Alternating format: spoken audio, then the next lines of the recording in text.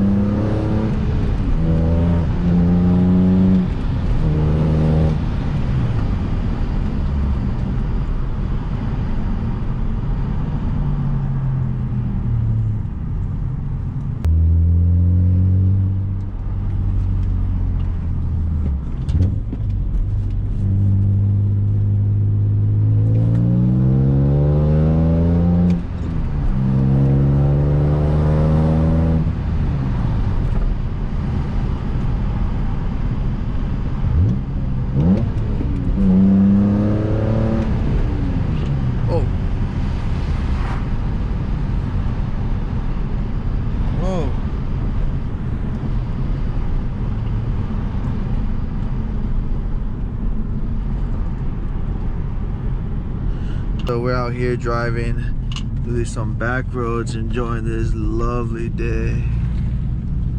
Oh, it's nice out. Driving the M3.